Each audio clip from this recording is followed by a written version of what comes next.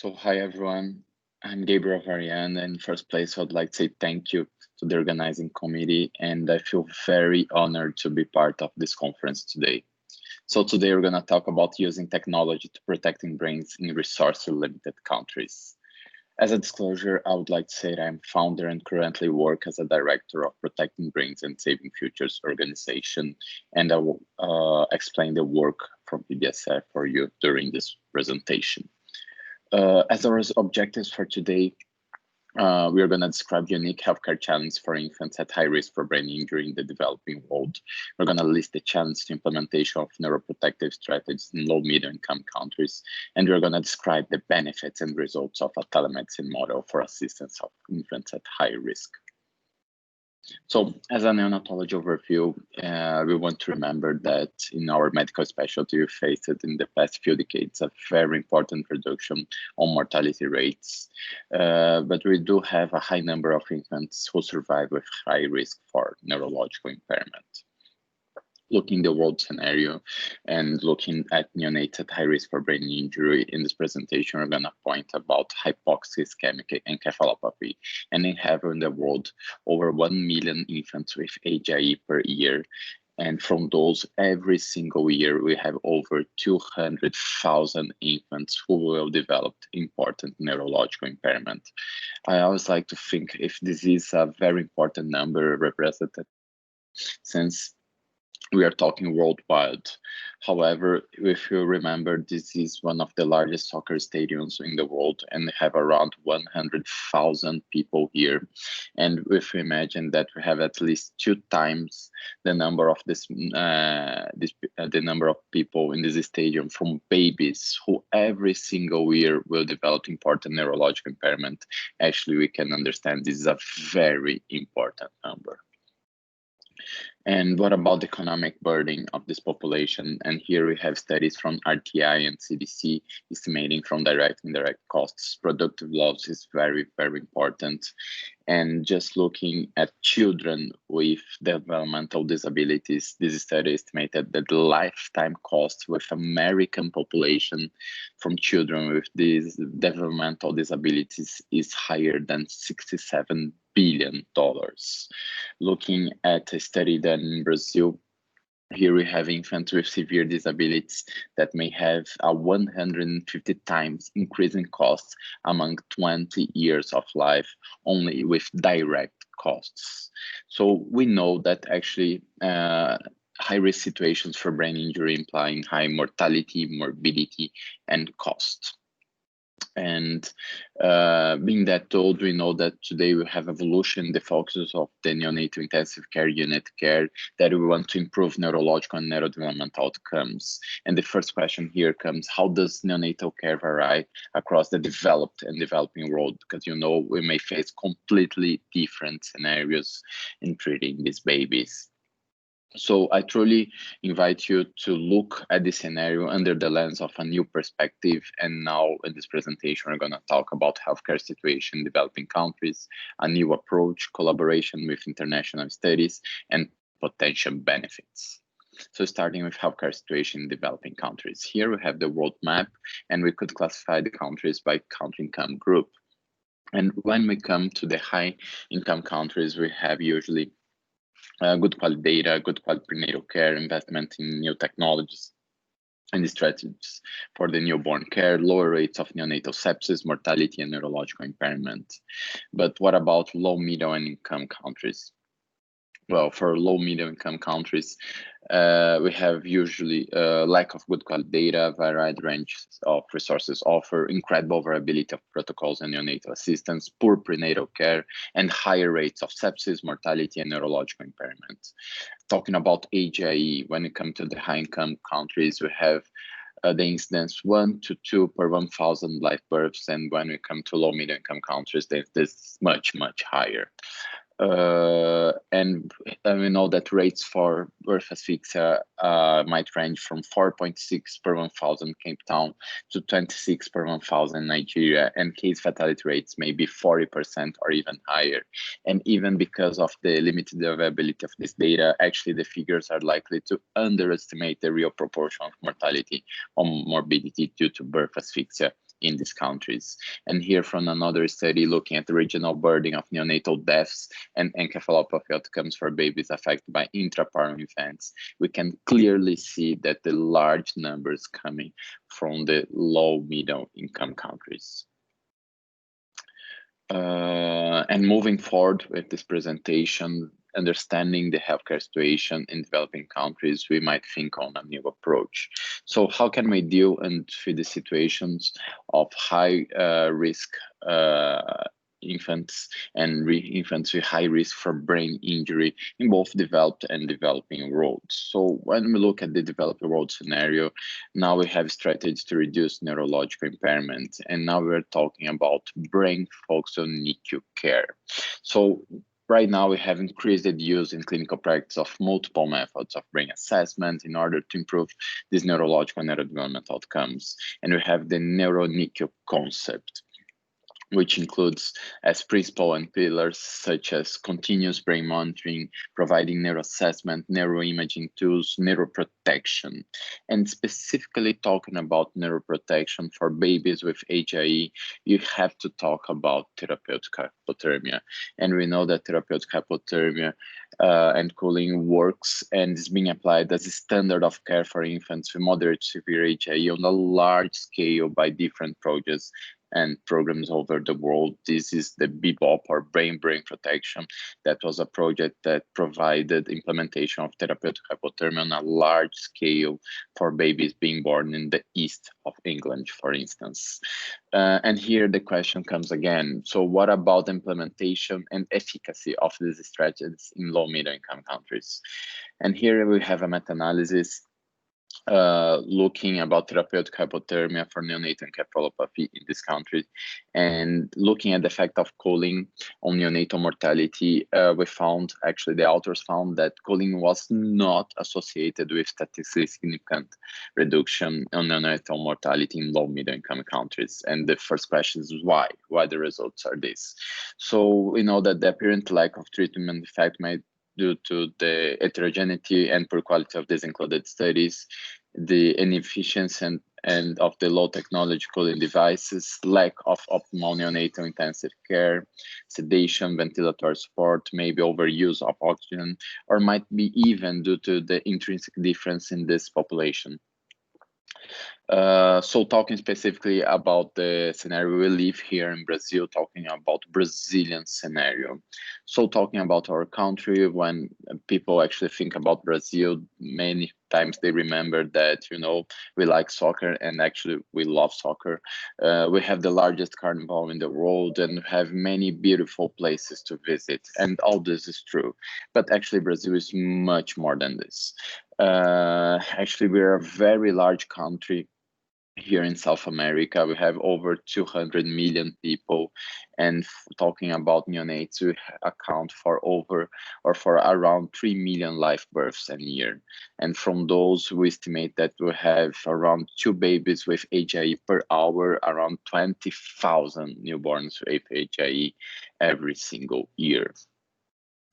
Even looking overview of our situation here in Brazil, we have over 8,000 neonatal care beds. We have a lack of resource on a variety scale and a huge, and I mean huge, variability in clinical practice.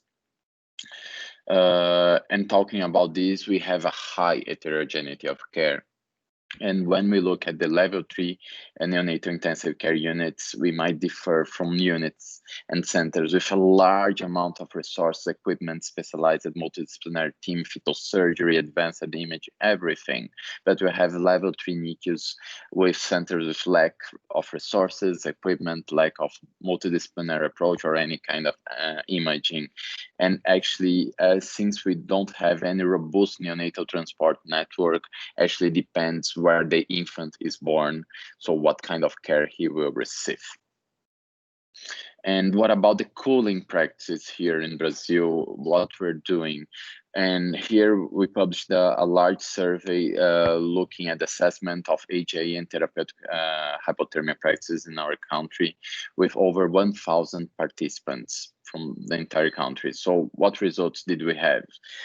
Starting actually we found that 62% of the respondents actually reported that they were providing cooling to their infants in their centers, which in a first glance looks quite good, actually.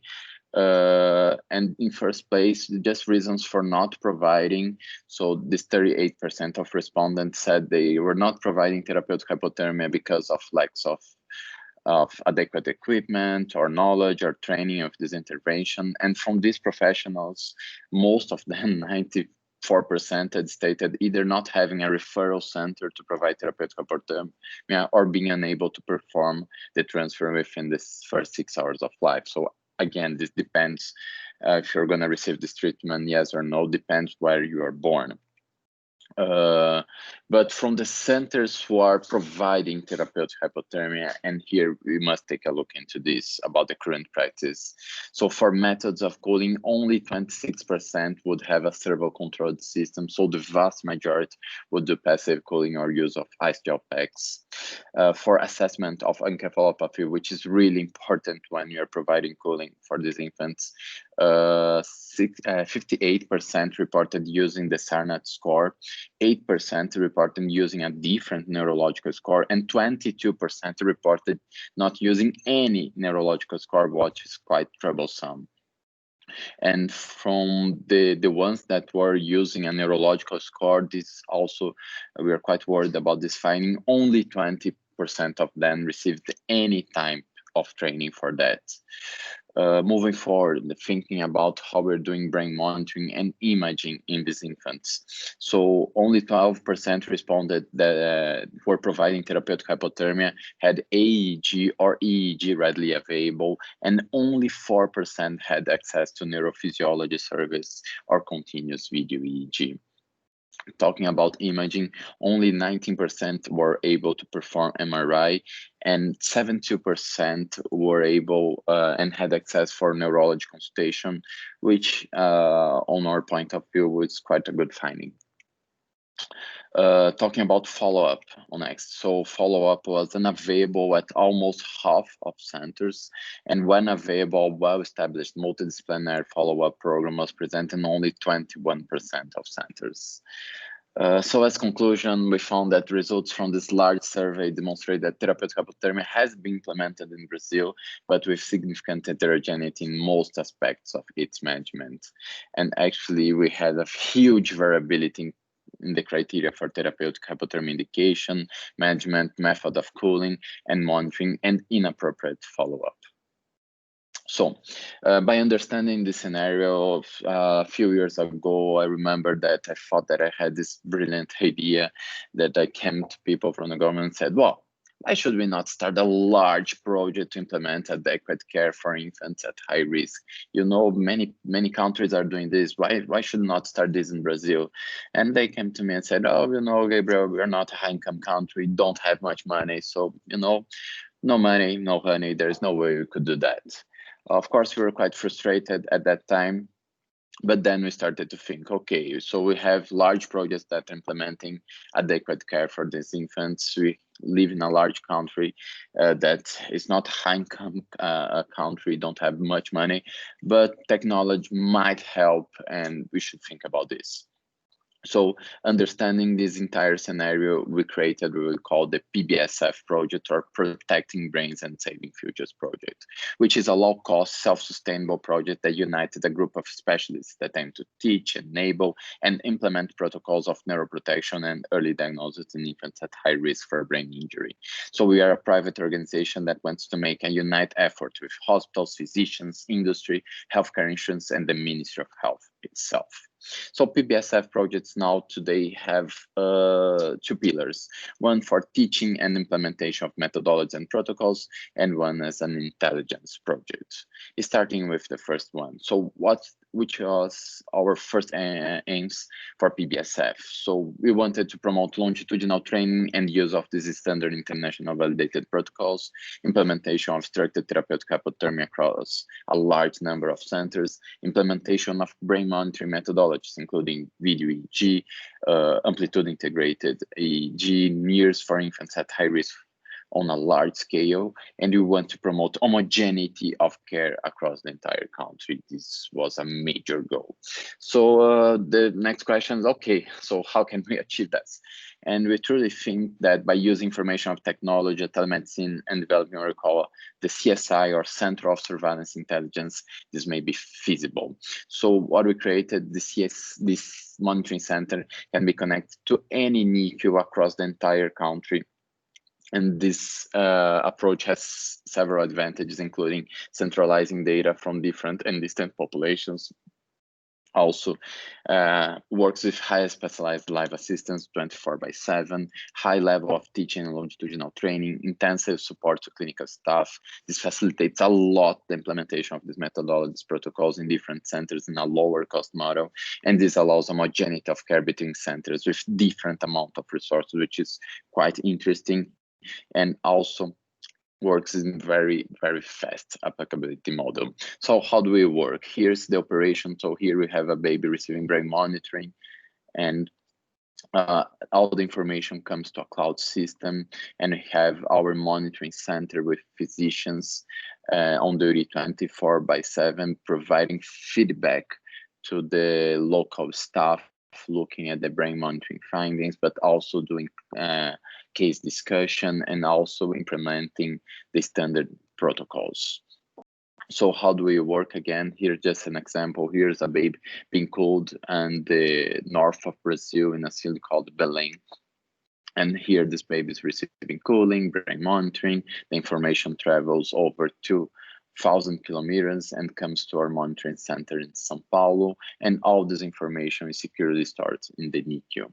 So how is the IT infrastructure and security? So we have the physical environment with the cloud system, the monitoring center, remote assistant. All this information goes to a high availability data center, and everything comes to a central security management console. The data is always uploaded encrypted, and of course the access is always authenticated. And also we have a central remote access management. Moving forward with this presentation. So, okay, we understood this concept, but what is our experience?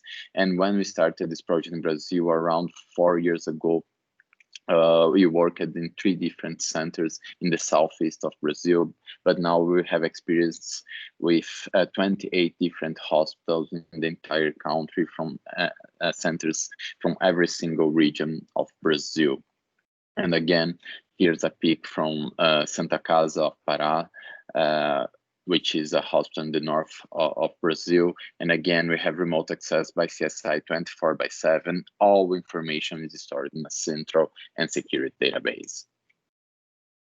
And talking about the use of standard protocols and education program, and this project is really important. Again, standard protocols, education is a really important pillar.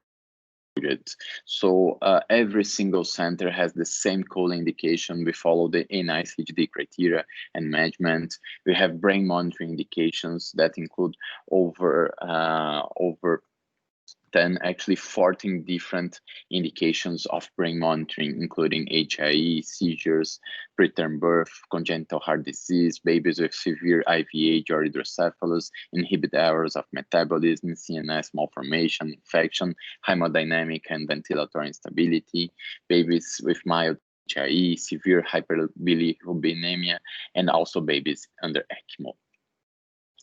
And just talking about education, and this again is interesting how we can use technology for this. So this year we provided an online neonatal conference with over 15,000 attendings across the entire country, again in Brazil, here from our monitoring center. And again, all this work is about the standardization of care and clinical practice guidelines between different centers through the use of telemedicine. And again, providing homogeneity of care is really important, again, in this project. And take a look. It's quite interesting looking at implementation of same protocols of brain monitoring assistance from the largest private NICU group in Brazil that accounts with about 250 NICU beds with and over 1,000 live births per year to small public NICUs in distant places. So this is just an example. Here we have a region in Brazil called Baixada Santista region that had the highest infant mortalities and birth asphyxia rates of São Paulo state. And they had up to 24 child deaths per 1,000 live births in some cities in this region. And up to 2016, no center would provide cooling or brain monitoring. And up to 2019, 3 centers were associated to PBSF project and implemented similar protocols and bring focused assistance from the wealthiest NICU centers of the country. And they faced a reduction on infant mortality rates in the past 2 years. And we are really, really proud to be part of this project and this work. And looking at our experience, just want to show you some of our data from the last 3 years of data from July 2017, from June 2020. So in this period, we had monitored over 3,000 infants and over 200,000 hours of monitoring, brain monitoring, stored in the cloud, and with about 35,000 interactions between the CSI team and local staff. From all babies we provided this remote assistance, we found 24% of them got seizures. And the most common indications were suspected seizures, babies with HIE but did not receive cooling, babies with HIE who received cooling, babies that got seizures then started doing the brain monitoring, babies with hemodynamic or ventilatory instability, babies with congenital heart disease and sepsis. From this population, it's really interesting to understand seizures by monitoring indication. And here we bring to you the 4 most relevant groups, which accounts from babies with HIE plus cooling, and 37% of them were diagnosed with seizures, preterm infants with complications such as severe IVH or shock hemodynamic instability, so 23% of them were diagnosed with seizures. Babies that started having seizures before the brain monitoring, then started the brain monitoring already on use of phenobarbital, 35% of them got new seizures during the brain monitoring period. And from infants with critical congenital heart disease, most of them in the post-operative period, 25% of them were diagnosed with seizures. From this entire population who were diagnosed with seizures, so 74% of them from the seizures were completely subclinical, justifying the importance of providing brain monitoring in this population. And from the number of anticonvulsants per infants with seizures, we found that phenobarbital, which is the first-line drug used in this population, were able to stop seizures in only 57% of the times in this cohort. And as some sub-analysis, we've just looked for infants with HIE. We got over 500 of them who were treated with therapeutic hypothermia. Seizures were presented in 37% of them, and most commonly in the first day of life, and some of them also during the rewarming period. Just moving forward with our presentation and talking about the PBSF project, the second pillar would be our intelligence project. I truly like the rationale when we look at telecommunication. It's really, really interesting. As you know, with a smartphone, you can connect any place of the world in a matter of a second. It's something that we're doing right now. And when we come to the NICU, we have all this continuous information being provided to us in the monitors, but in the end of the day, you know, we just look at a piece of this information to take our actions. And you know, every single hour or every 2 hours, someone just, you know, just write down, or in the electronic record on a piece of paper, just write down some piece of this information. And I truly think we can have an evolution on this model. And the big proposal here would be that through an intelligent monitoring center, we might provide assistance, correlate information, the NICU between these different parameters, allowing better understanding of the physiology of these babies. and this may even aid to create new treatment algorithms in the future. So this is just some of the ways how we did some of the evolution of our assistant in PBSF projects on this remote assistance project. So in the early beginning, we were just doing 2-channel EEG with amplitude integrated EEG. And of course, here we have a piece of information from this infant. And what we advanced now, we managed to correlate in the same platform both EEG findings, but also with NIRS findings. So with regional oximetry, cerebral oximetry, that we can see here in this case discussion. This just to give an example. Here we have a term baby intubated due to mechanical expiration, pulmonary hypertension, ventilatory instability, and sepsis. And during the 3rd day of life, here just looking at the EEG, we can clearly see that at this time point something happened, and we have a very important decrease in background activity. And when add another piece of information looking also at cerebral oxygenation on NIRS, here in the blue line, we can clearly see that when we have this fall, this decrease on cerebral oxygenation, we can clearly see the correlation with the background activity. And why did this happen? Actually, looking at the baby with all this obstruction on the tube, and this baby needed to be reintubated. And when the cerebral oxygenation goes up, we can actually see an increase in background activity on EEG as well.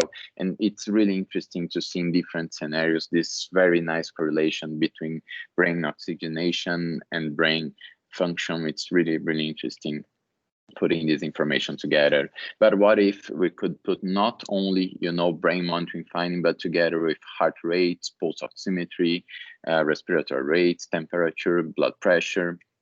So now what we developed also, and we're working also in PBSF, what we call this multimodal assistance. So now here in this baby, we have the temperature, the pulse oximetry, the cerebral saturation, heart rate, the EEG, and EEG as well. So this is just an example of a preterm baby in the 3rd day of life. He's at 32 weeks with diagnosis of meningitis. And here, again, we are looking at this panel, and here's a trend line. We are looking many hours of monitoring. So here we have the temperature, we have the NIRS findings with cerebral and renal oximetry. Here we have the oxygen levels, so pulse oximetry, and also the heart rate. And try to look at the correlation between these curves. So for instance, every single time I have a decrease in pulse oximetry, we can see a clear decrease on the NIRS findings as well, and also an increase on heart rate. And this is probably a compensatory mechanism, right?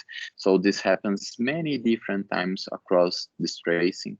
And here in the end, something different happens. Take a look that we have a sustained decrease on the cerebral oxygenation that's not clearly seen on renal saturation here in green. When we are looking at the pulse oximetry, we have important decrease here, moments of important decrease on the pulse oximetry. And here in the heart rate, you don't have a clear pattern. We have some periods that the heart rate's coming down, and then it's going really high, and then it comes to the baseline. So we cannot understand exactly what's happening to this baby. But when we add another piece of information, and here will be represented by the EEG, we can see clearly this baby was having a seizure. I may say this to you, this baby, this was confirmed on the raw EEG, but this baby was having a seizure, and during the seizure probably, and this is status, because this is a very compressed trend line, 38 hours. And actually this baby was a status, and the cerebral oxygenation is going down, probably due to the higher consumption of oxygen. And here we can see this many different times, the pulse oximetry coming down, and this pattern on heart rates. Again, it's really interesting to put many different pieces of this information and better understanding the physiology. And so we have now a new operation concept, which includes having here the baby being monitored with the vital signs monitoring, with the EEG monitoring, with news monitoring. We integrate all this data. We send this data to the cloud system. We consolidate. We provide this remote access in the monitoring center, and then we provide feedback to the team, but now with much better understanding of the physiology of this baby. So what's up next? Of course, people always want to say and think about creation of accurate alarm systems, and we're looking at EEG or AEG. People asks about, automated seizure detection, or maybe detection on the changes of the AEG pattern. This might be quite useful. And we're trying to work is a system that sends an email to our remote team from when something like this happens. So here we just have one example, a term infant with low Apgar scores, blood gas with base depths of -16. This baby was receiving cooling. He got seizures within the first day of life. And with around 24 hours of life, this baby got this pattern, which is for the EEG continuous normal voltage. So we are not quite very worried with this baby. He was doing okay until the moment of a new alert. So here we have, this is a screenshot of my mailbox. So a warning during the examination, a new AEG pattern was found, HISO from Hydroelectric. The event time was 4 a.m. in the morning. So when this happened, something clearly was happening with this baby. So I recall calling the local staff saying, please take a look, go examine this baby. Something really, really wrong is happening with him. He have a very important decrease on background activity. And then the physician at the bedside said to me, oh, Gabriel, just take a look. The heart rate does not look abnormal. Blood pressure does not look abnormal. And the baby is not moving, but he has HIE, maybe it's due that. And we recall saying, no, something really, really wrong's happening with this baby. Please check. They did an echo and they found a cardiac tamponade. When we know that a cardiac tamponade many times may lead to a cardiac arrest and implies a higher risk for brain injury or even death for this baby. So here's the moment they were doing the Marfan puncture. And here we can clearly see a decrease on background activity, and less than 1 hour, it was much, much better. And outcome for this baby was quite good. So he was discharged with 10 days of life. He got a normal MRI. The baby, when arrived home at 7 months, here at 9 months, and here with 1 year already walking and already shopping, which is also important to help the economy of the country. But actually, this was just one single example of how creating an alarm system can help on providing early diagnosis as a screening tool, at least. So how can we improve the system? What's next? Actually, many things can come next, as analysis of correlation between all monitored parameters, big data analysis from this national database and machine learning systems, creation of new risk scores from brain injury, and the big idea would be to promote earlier and more accurate diagnosis of brain injury. So here is a small video of the system we are currently working here in Brazil. So this is just a spatial view from the centers. We are doing this remote assistant. Here is the Santa Casa of São Paulo University. Here we'll have a baby being monitored. And when we are monitoring this baby, it's not only about brain monitoring, but actually about the entire physiology. So we're looking at heart rate, pulse oximetry, the brain monitoring findings with AG, NIRS, blood pressure, and so on. And this is a view from our remote monitoring center. So of course we have we can see all babies that are being monitored from a list from different centers.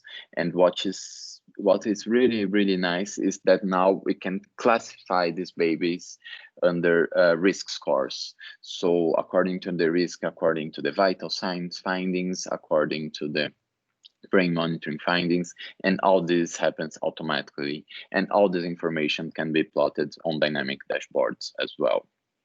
And we're really, really proud. And that's now we are also working with Microsoft in a new cloud architecture and this AI project to improve our assistance capabilities. So in the end of the day, the Central Surveillance Intelligence is much more than only a remote monitoring center. Actually, this is a project of medicine, engineering, information technology that has a specialized team that runs a server web in order to get real-time information from the associated centers, that does remote assistance, filtering, storage, classification, protection of all this information, that works with this capability of correlation of stored information, creation of neural networks, and in order to promote knowledge generation and clinical research. So in the end of the day, it's a project of diagnostic assistance, information, and knowledge generation. Gabriel, in the end of the day, how does PBSF work? So today we work as an advanced telemedicine model in order to aid in the structure of Neuro NICU concept across different centers across the country. How do we do that? By implementation of technology, using of standard protocols and required methodologies, with initial and longitudinal training associated with monthly video conference with associated centers, with implementation of Center of Surveillance Intelligence connected 24/7, allowing use of standard protocols, case discussions, this remote monitoring, with data storage analysis of NICU results, and working as a highly specialized assistance model with homogeneity of protocols and clinical care, ensuring the optimization of methodologies and resources, and this has a much easier and fast applicability. As future directions, we are working now with closer neurophysiology approach and implementation of remote video EEG and video full EEG in a larger number of centers, with amplified telemedicine assistance, with also multidisciplinary approach, including neurology, genetics, cardiology, infectious disease team, neuroradiology and developmental care, and with follow-up and assessment. And talking about follow-up and assessment, this is a big challenge for this project. So throughout this technology information, we're planning to have these longitudinal connections to every single infant's family who has been assisted by PBSF projects, working with on follow-up and assessment PBSF team, and also collaboration with local follow-up clinics. And all data from follow-up will be stored on a single database. And also as future directions, today we have experience in these 28 different hospitals across the country, but our goal is to achieve 100 hospitals in the next 3 years.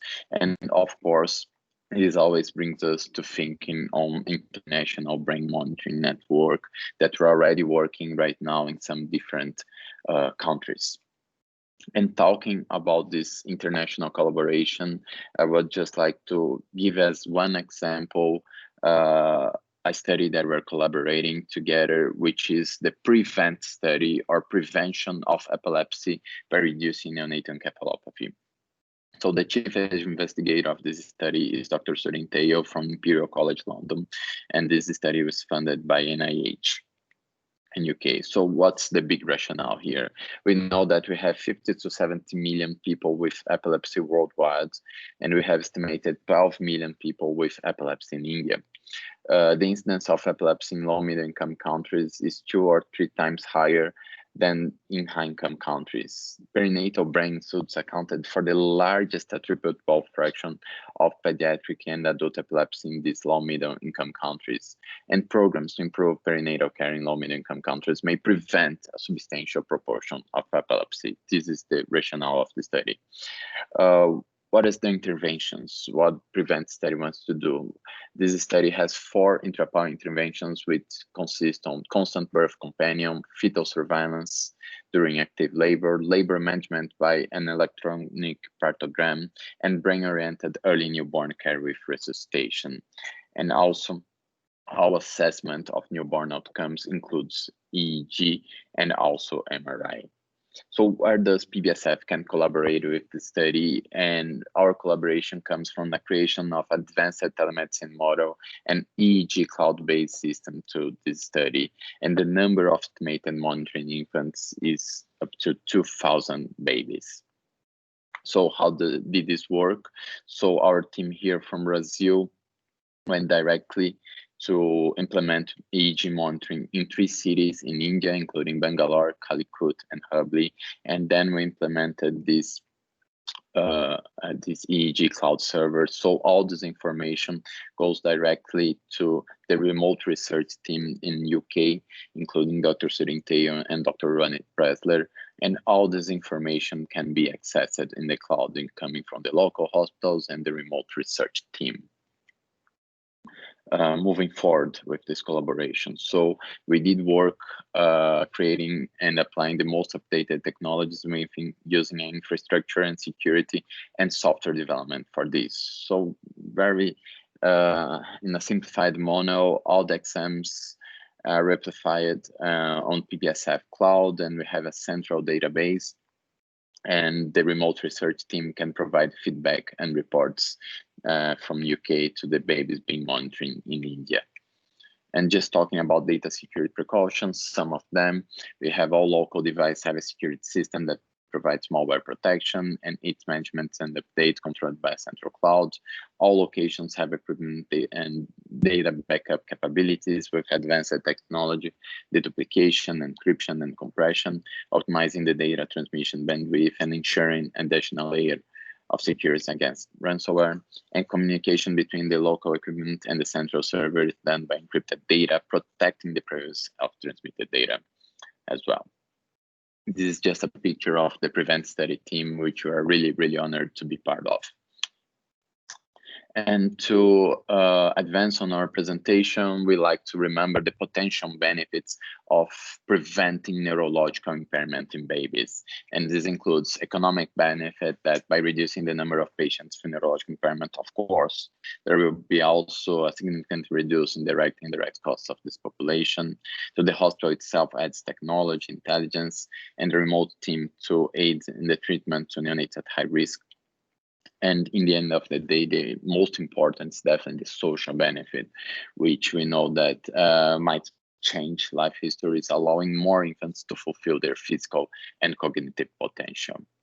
And here in conclusion, we know that strategies to reduce the chance of brain injury imply reduction of mortality, morbidity, and cost, and should be looked into the importance of this entire discussion. So just to end this presentation, I'd just like to acknowledge our team at PBSF. Here we have a large team that on daily basis work continuously and believe in the importance of preventing neurological impairment in babies. And here there is a line that actually drives everything that we believe in this project, talking, and we'd like to say that preventing neurological impairment in babies is one big challenge, not only for Brazil, but of course for the entire world.